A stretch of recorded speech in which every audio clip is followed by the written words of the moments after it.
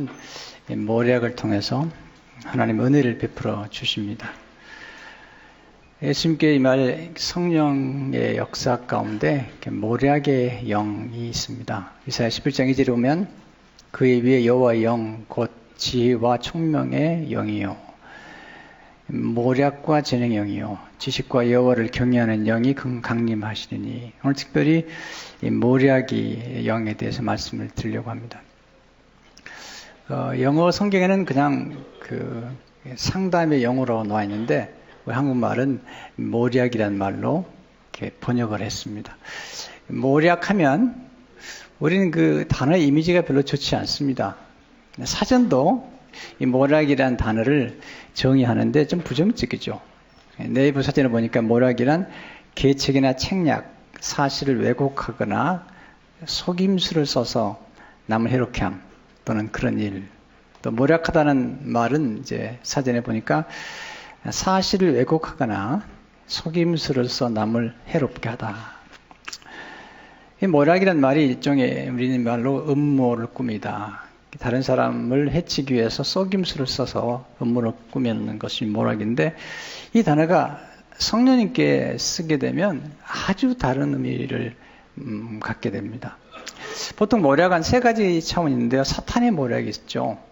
아담과 하와를 죄를 짓게 만들었던 사탄의 모략. 사탄의 모략은 사람을 파괴시키는 겁니다. 생명을 파괴하고 가정을 깨뜨리고 또 사업을 무너뜨리게 만드는, 그게 이제 사탄의 모략이죠. 또 하나는 사람의 모략이 있죠. 사람의 모략 가운데 이제 잘못된 모략들은 다른 사람을 죽이려고 하는 모략이죠. 세 번째 가장 중요한 모략은 하나님의 모략이죠. 하나님 모략은 사람을 살리는 거고요. 인류를 구원하는 것이 하나님 모략입니다. 이 모략을 잘 베푸는 분을 이렇게 모사라고 그러는데, 우리들은 또 모사란 말도 별로 좋아하지 않죠. 아, 저 사람 모사꾼이야. 그러면 남을 잘 속이고 꾀를 부리는 사람이라고 그러는데, 모사가 꼭 나쁜 말은 아닙니다. 어떤 사람들이 전쟁에 나갔을 때 그 전쟁에서 나갈 수 있는 전략을 베푸는 사람, 이런 사람을 모사라고 그러는데, 삼국지 읽어보시게 되면 그 모사 또는 책사라고 그러는데, 이렇게 왕에게 조언을 주는 사람이죠. 아주 탁월한 모사 가운데 한 사람은 이제 제갈 공명이라고 하죠. 제갈 양이라고 그러는데 아주 탁월한 모사죠. 근데 삼국지를 보게 되면 사실 제갈 공명보다도 더 탁월한 모사가 나오는데, 사마의라는 인물입니다. 사마의. 제가 얼마 전에 중국에서 만든 삼국지를 한번 전체를 제가 보는 시간이 있었는데, 가장 감명을 받았던 인물은 사마의입니다. 이 사마의는 자기를 잘 낮출 줄 알고요. 그리고 잘 적응합니다. 그리고 자기가 숨어야 될 때와 드러날 때를 잘 아는 사람입니다. 결국은 사마의의 손자가 중국을 제패하게 됩니다. 그러니까 이게 역사 때마다 아주 탁월한 전략을 베풀었던 인물이 나오는데, 성경에 보면 예수님을 모사라고 그러잖아요. 예수님을 이사야 9장 6절에 보게 되면 예수님을 가르쳐서 이는 한 아기가 우리에게 낳고 한 아들을 우리에게 주신 바 되었는데 그의 어깨는 정사를 메었고 그의 이름은 기묘자라 모사라 전능하신 하나님이라 영존하신 아버지라 평강의 왕이라 할 것입니다. 예수님을 향해서 예수님을 기묘자라 또는 모사라고 그러는데, 영어의 성경에 보게 되면 기묘하다와 모사를 한꺼번에 이렇게 엮어서 번역을 했어요. 그래서 Wonderful Counselor라는 말을 썼습니다. Wonderful Counselor. 상담자라는 거죠. 예수님이 상담자시고 인생의 코치가 되신다는 거죠. 여러분, 상담자가 한 역할이 뭐죠? 사람 만나가지고 잘 경청하는 가운데 상대방의 문제를 스스로 발견하게 도와주는 사람이 상담자죠. 근데 많은 분들이 상담자들 가운데 훌륭한 분이 이미 계신데 상대방의 문제를 알게 해주는 것 대단히 훌륭한 겁니다. 근데 많은 상담자들은 문제를 알게까지 해주지만 문제를 해결해주지 못해요. 문제를 풀어주지 못해요. 인간이 가진 한계죠. 그러나 하나님은, 성령님께서는 인간의 가진 문제의 근본을 알게 하시고 그 문제를 해결할 수 있는 해결책까지 주신다는 거죠.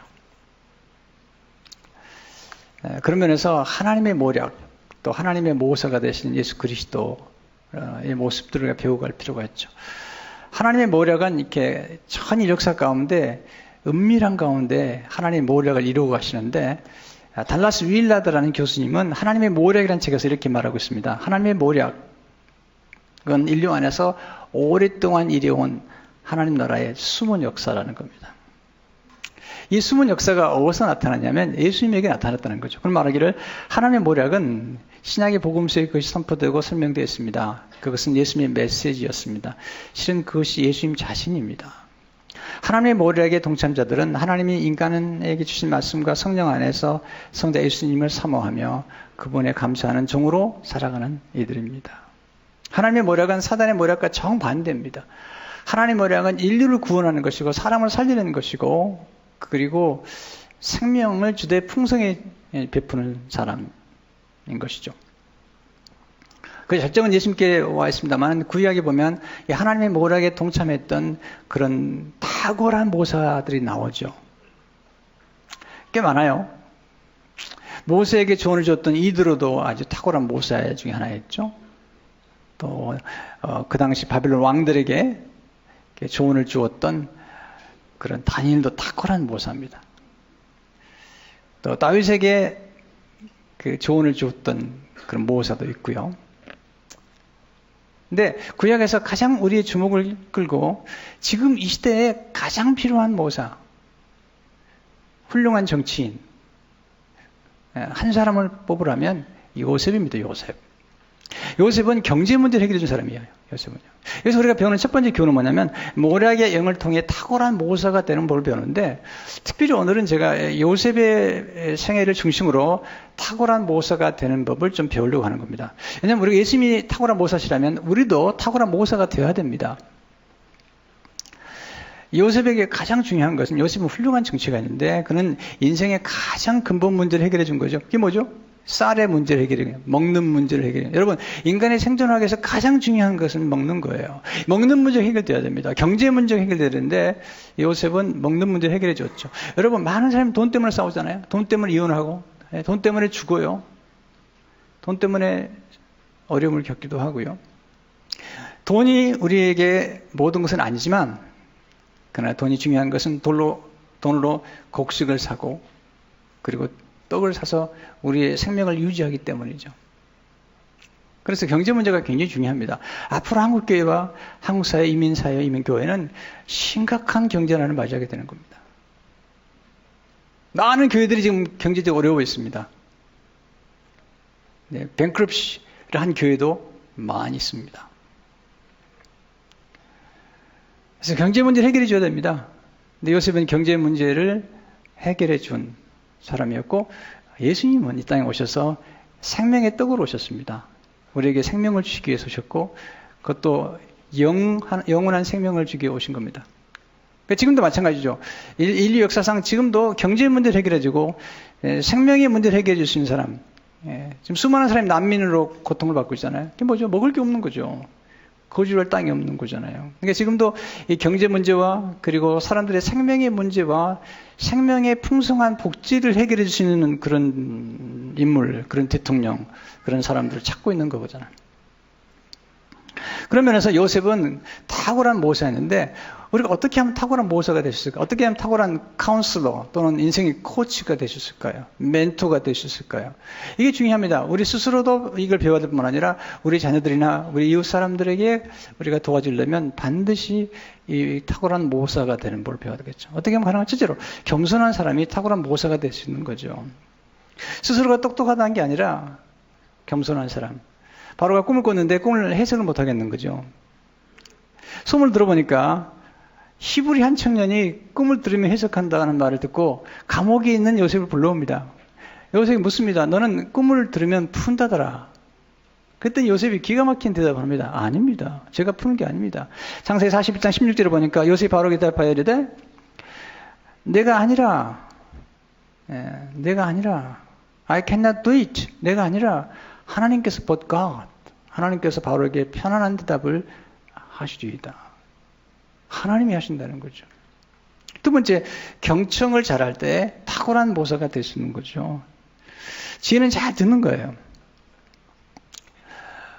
말하기 전에, 듣기 전에 대답하는 게 아닙니다. 또 들을 때 그냥 듣는 게 아니라 하나님의 뜻을 헤아려 가면서 듣는 거죠. 하나님의 음성을 귀를 기울여 가면서 사람들의 말을 경청할 수 있어야 되잖아요.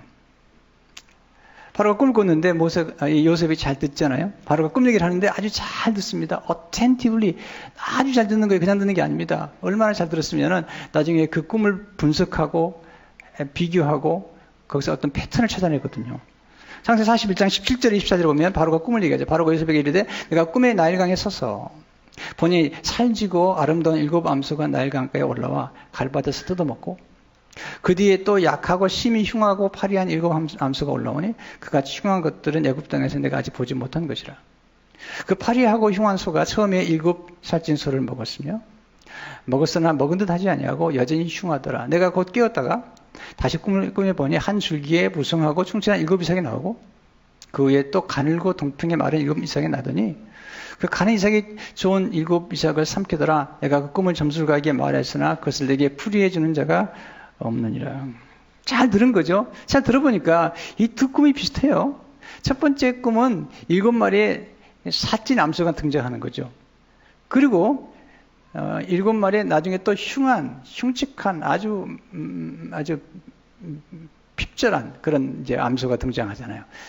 그 다음에 보니까 7 충실한 무성한 이삭이 있는 반면에 그 다음 이삭은 아주 동층에 속이 비어있는 이삭인데 둘 다 첫 번째 보면 그 아주 파리한 암소가 처음 암소를 7마리 잡아먹는 거잖아요. 그리고 두 번째도 보면 그 파리하고 그 속이 텅 빈 이삭이 첫 번째 이삭 7을 잡아먹는 거예요. 여기서 일정한 경청을 하면서 잘 살피는 것입니다. 여러분이 잘 듣는 게 정말 중요합니다. 듣는 마음이 지혜로운 거죠. 세 번째는 관찰을 잘해야 됩니다. 탁월한 모사가 되려면 관찰하는데 우리는 잘 보지 못해요. 왜냐면 건성으로 보잖아요. 집중해서 볼 수 있어야 됩니다. 지금 요셉은 그 꿈속에 나와 있는, 들으면서 꿈속에 나와 있는 이 꿈을 관찰하는 거죠. 거기에 7마리 살찐 암소와 7마리 파리한 암소가 나오고요. 7개의 이삭이 나오는데 처음에 건 충실하고 그 다음 것은 아주 파리한 걸 보면서 이렇게 지금 머릿속에 상상을 하고 관찰하고 있는 것입니다. 여러분, 보는 게 정말 중요합니다. 잘 보시면 많은 걸 배울 수가 있습니다. 근데 그냥 보면 안 되고요. 마음을 비우고 봐야 됩니다. 제일 중요한 것은 무엇을 보든지 간에 하나님의 시각으로, 하나님의 전체적인 경륜의 시각으로 보는 것이 정말 지혜로운 겁니다. 여러분, 가나안 땅에 정탐꾼으로 갔던 12명의 정탐꾼이 똑같은 땅을 보았죠. 10명의 정탐꾼 와서 악평했습니다. 그런데 2명의 정탐꾼 여호수아 갈렙은 그 땅을 볼 때에 하나님의 시선으로 본 거죠. 하나님이 축복하는 땅으로 보는 거죠. 그러니까 뭘 보도 그냥 보지 말고 하나님의 안목으로 보는, 하나님의 시선을 가지고 바라보는 게 진정한 의미에서 관찰하는 것이죠. 네 번째는 고찰을 잘할 때 탁월한 모습을 할 수 있는데, 이거 관찰하고 이 경청한 것들을 고찰하는 건 깊이 숙고하는 겁니다. 여러분, 성령 충만한 사람들이 절대로 가벼운 사람들 아닙니다. 어떤 사건을 할 때 깊이 숙고할 줄 알아야 되는데, 이 숙고를 하면서 일정하게 자기가 본 것이나 들은 것에 대해서 비교하고 분석하고 그리고 연결하고 때로는 통합도 해보고 융합도 해보면서 일정한 패턴을 발견하는 거죠. 이건 굉장히 어려운 작업이에요. 굉장히 숙고해야 됩니다. 요즘 많은 크리스천들이 너무 가벼워요. 생각이 깊지 않아요. 생각이 깊어야 돼요. 그래야지 네 번째 이르게 되는데 통찰, 다섯 번째 통찰이 이르게 되는데 통찰을 잘할 때 탁월한 모사가 될 수 있는 거죠. 이 통찰이 굉장히 중요합니다. 통찰이라는 말은 영어로 insight인데 이 말은 안으로부터 보는 거예요. 쉽게 하면 어떤 문제가 있을 때 문제의 근원, 문제의 본질을 살피는 것입니다. 요셉은 경청하고 관찰하고 깊이 숙고하는 가운데 그런 통찰을 이르게 됩니다. 통찰은 무엇이냐면 일정한 패턴을 발견하는 거죠. 일정한 패턴을 발견하는 거죠. 이렇게 흘러가는구나 하는 패턴을 발견하면 그 패턴을 통해서 그 다음 미래를 예측할 수가 있는 거죠. 이런 사람들을 현인이라고 그러죠. 문제를 미리 예견하고 그리고 미리 준비하면서 문제를 해결해 주는 사람, 이런 사람들을 우리는 탁월한 인물이라고 하는 거죠. 지도자는 선견하는 사람이죠. 근데 선견하기 전에 정견, 바로 봐야 되는데, 인사이트는 바로 보는 거죠. 바로 봐야지, 그 다음을 예측할 수가 있는 건데, 요셉이 그렇게 탁월하게 지금 앞을 내다보고 있는 까닭은, 그러니까 지금 바로 왕의 꿈을 통해서 정확한 패턴을 이뤘기 때문에. 그래서 이제 해석을 해주는 거죠. 41장 25절 30절에 보면 이렇게 해석해요. 요셉이 바로에게 이르되 아뢰되 바로의 꿈은 하나라. 하나님이 그 하신 일을 바로에게 보이심이니이다. 7 좋은 암소는 7회요. 7 좋은 이삭도 7회니 그 꿈은 하나라. 그 위에 올라온 파리하고 흉한 7소는 7년이요. 동핑이 말라 속에 빈 7 이삭도와 7배 흉년이니 내가 바로에게 하신 일을 하나님이 그 하신 일을 바로에게 보이신다 하면 이것이라. 온 애굽 땅에 7회의 큰 풍년이 있겠고 후에 7회 흉년이 들므로 애굽 땅에 있던 풍년을 다 잊어버리게 되고 이 땅이 그 기간으로 망하리니 후에 있던 그 흉년이 너무 심함으로 이전 풍년을 이 땅에서 기억하지 못하게 되리이다. 자, 보세요. 패턴을 찾아낸 거죠. 7이라는 숫자, 7 암소, 7 이삭. 또 패턴을 찾아낸 거죠. 처음에 건 살이 쪘지만 뒤에 것은 파리하고 그리고 속이 빈 거죠. 근데 둘 다 먹었다는 거죠. 여기서 그는 지금 패턴 안에서 뭘 찾아냈냐면, 해석하게 되냐면 7이라는 숫자는 7년이라는 숫자를 발견했고, 살찐 부분에 대해서는 첫째는 풍년이고 두 번째 파리한 건 흉년이라는 패턴을 발견한 거죠. 그렇기 때문에 7년 풍년 다음에 7년 흉년이 올 거라고는 미래를 예측할 수 있는 그런 해석을 하게 되는 거죠. 자, 그래서 중요한 건 뭐냐면 요셉이 문제의 근원이 앞으로 이 애굽 땅에 흉년이 임하게 되면 사람들이 죽어 망하게 될 거라는 문제죠. 그 핵심 뭐냐면 핵심은 곡식의 문제죠. 경제 문제죠. 더 큰 핵심은 생명의 문제라는 거죠. 이 생명을 살리는 길이 있다는 거죠. 그것은 어떻게 하면 좋을지. 그러면서 요셉이요, 문제만 말해주는 게 아니라 해결책을 제시해 주는 거예요. 이것이 탁월한 사람. 어떤 분들은 문제만 얘기합니다. 이렇게 문제가 있고, 교회 이런 문제가 있고, 나라에 이런 문제가 있고, 당신에 이런 문제가 있고, 솔루션을 달라는 거예요, 솔루션은. 요셉은 솔루션을 줍니다. 어떻게 주죠? 창세 41장 32절에 30절을 보게 되면, 바로께서 꿈을 2번 겹쳐 꾸신 것은 하나님이 이 일을 정하셨습니다. 하나님이 속히 행하시리니. 이제 바로께서는 명철하고 지혜 있는 사람을 택하여 애굽 땅을 다스리게 하시고, 바로께서는 또 이같이 행하사 나라 안에 감독관들을 두어 그 7해 풍년의 애굽 땅의 5분의 1을 거두되 그들로 장차 올 풍년에 모든 곡물을 거두고 그 곡물을 바로의 손에 돌려 양식을 위하여 각 성읍에 쌓아두게 하셔서 이와 같이 그 곡물을 이 땅에 저장하여 애굽 땅에 임할 7해 흉년에 대비하시면 땅이 흉년으로 말미암아 망하지 아니하리이다. 다 놀랍잖아요. 문제의 근원이 지금 생명의 문제, 경제 문제라는 건데 바로에게 조언하는 겁니다. 탁월한 인물을 등용하십시오. 그리고 풍년 때 5분의 1씩 저축해가지고 흉년 7년을 대비하십시오. 이렇게 조언을 하는 것입니다. 많은 분들이요, 보면 자기 문제가 뭔지 몰라요. 비참하게 살아갑니다. 어떤 분은 문제를 하지만 해결하지 못해요. 자기 문제를 잘 고치지 못해요.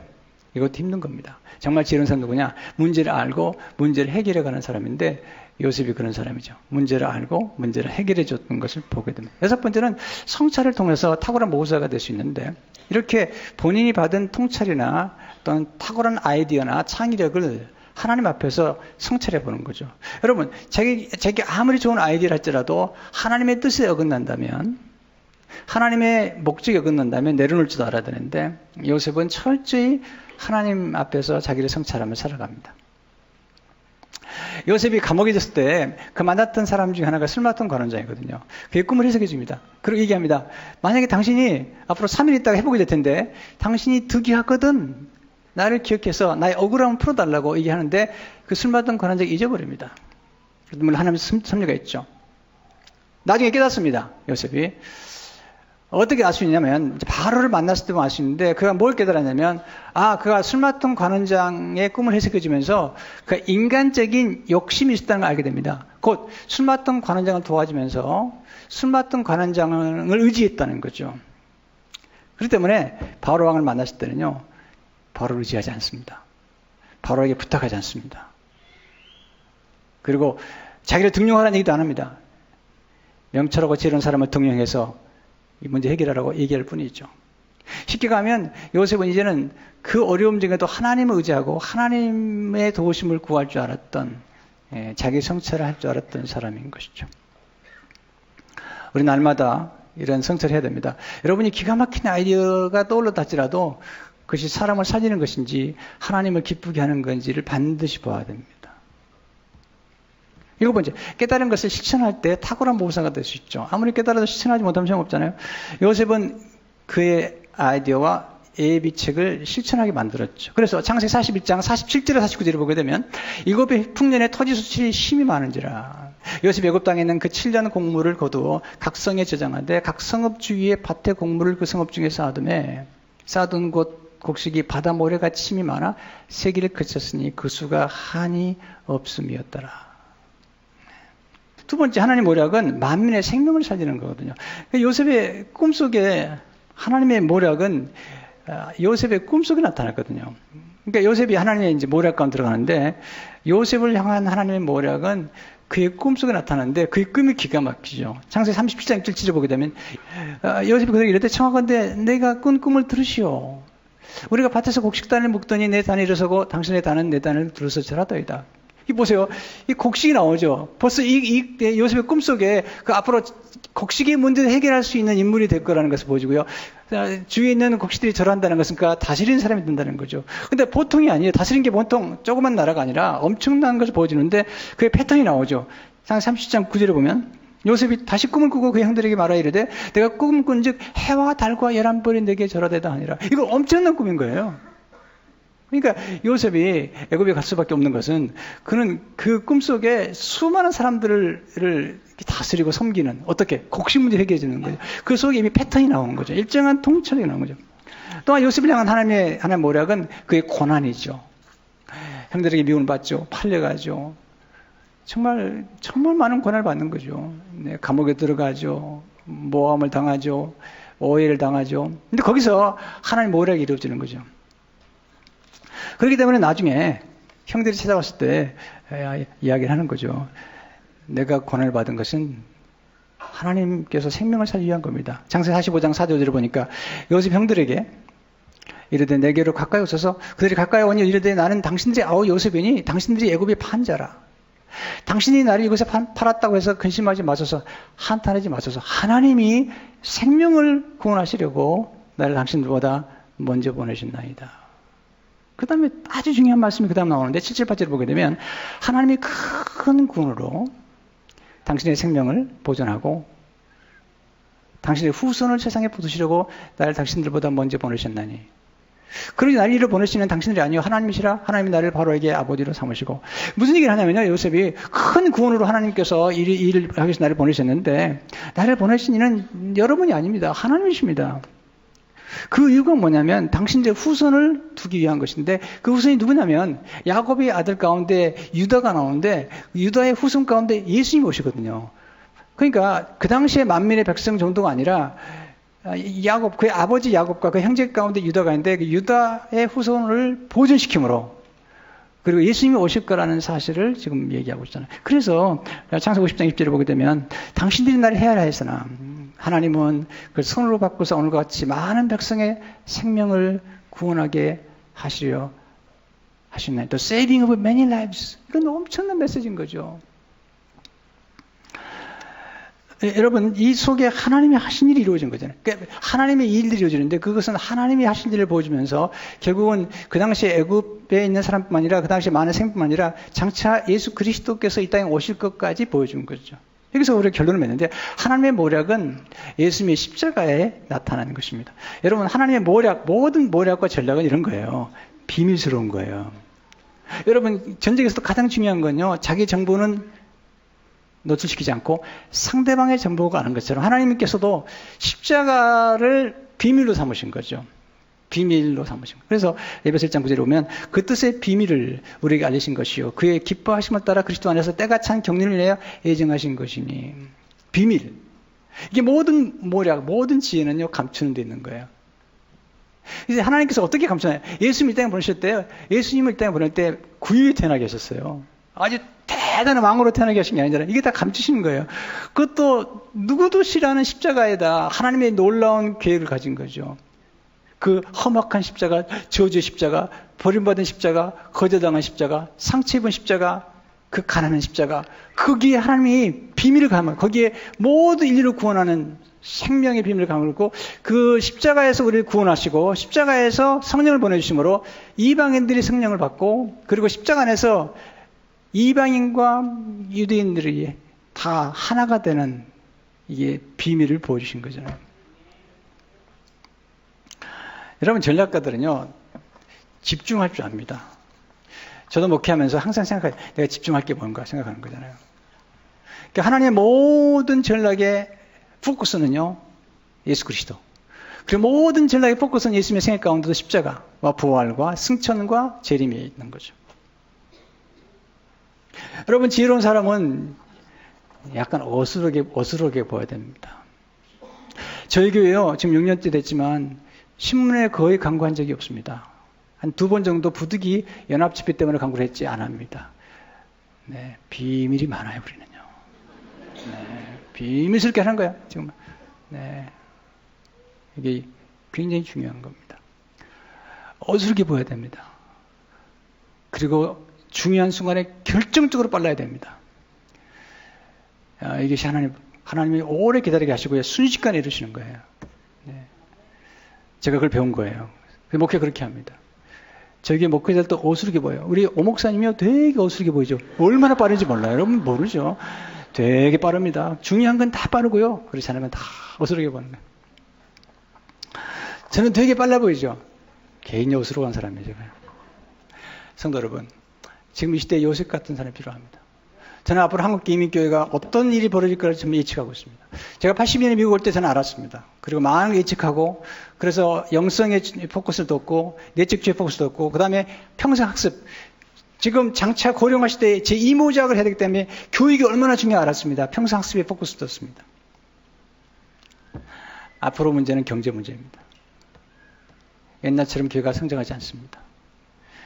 제가 본당도 그렇게 크게 짓지 않습니다. 네. 우리는 이 인생의 흐름을 알아내고 미래를 볼 수 있어야 됩니다. 성도 여러분, 요셉 같은 인물이 필요합니다. 네. 하나님을 정말 경외하는 인물이 필요하고요. 그리고 하나님께서 여러분을 지금 이 시대에 요셉으로 쓰기 원하시는 거죠. 이 시대에 에스더처럼 쓰기 원하는 거죠. 여러분 성령을 통해서 하나님의 뜻을 이루어가는 우리 모두가 되시기를 주의 이름으로 축원합니다.